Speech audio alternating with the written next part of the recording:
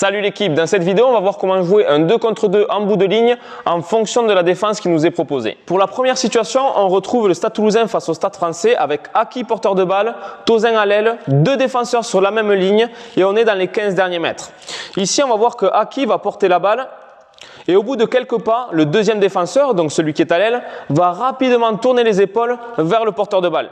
Ça donne une information, si vous êtes porteur de balle et que le deuxième défenseur tourne les épaules vers vous, en général, il faut transmettre la balle car ça annonce souvent que le deuxième attaquant est disponible et n'a plus personne en face de lui.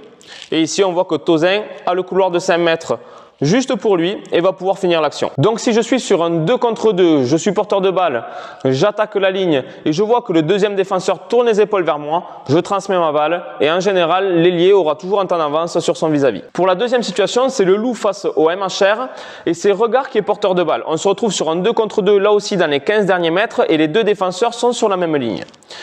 On remarque rapidement qu'après quelques pas de Regard, les deux défenseurs sont tournés vers la ligne de touche, d'accord? Les épaules et les hanches sont tournées vers la ligne de touche, ce qui donne une information. Le porteur de balle sait donc que son ailier est disponible, mais s'il lui transmet la balle, il devra jouer son 1 contre 1. Il ne sera pas libre.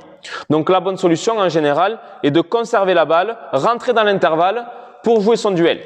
Une fois le duel joué, soit on est pris et on va pouvoir jouer après contact et on aura certainement resserré le deuxième défenseur, ou alors là, si le plaquage est loupé, on finit tout simplement l'action. Donc, le deuxième défenseur continue à garder les épaules tournées vers le deuxième attaquant. Je prends l'initiative, je rentre dans l'intervalle pour jouer mon duel et en fonction de comment se passe le duel, on adapte soit en jouant dans le dos ou soit en finissant l'action. Pour cette troisième et dernière situation, on retrouve Aki et Tauzin dans les 15 derniers mètres face à La Rochelle. Par contre, la différence avec les deux actions précédentes, c'est qu'on a une défense qui va être différente. On a toujours deux défenseurs, mais tout à l'heure, ils étaient sur la même ligne. Et là, le deuxième défenseur a fait le choix de monter en pointe sur le deuxième attaquant. Ce qui fait que la transmission de balle entre les deux attaquants va être plus compliquée, mais qui par contre va ouvrir une très grosse porte. Donc là, si vous êtes porteur de balle, la bonne solution en général est de conserver la balle et de rentrer dans cet intervalle pour jouer son duel et ensuite jouer après contact dans le dos des défenseurs avec son deuxième attaquant. Donc ici, il rentre dans l'intervalle, il joue son duel, il donne après contact et Tauzin termine l'action. Donc pour résumer, on a trois situations. Première situation, on a deux défenseurs sur la même ligne.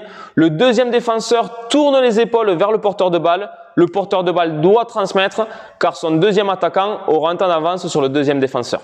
Ensuite, la deuxième situation, on a toujours deux défenseurs sur la même ligne, mais les deux défenseurs sont tournés vers la ligne de touche.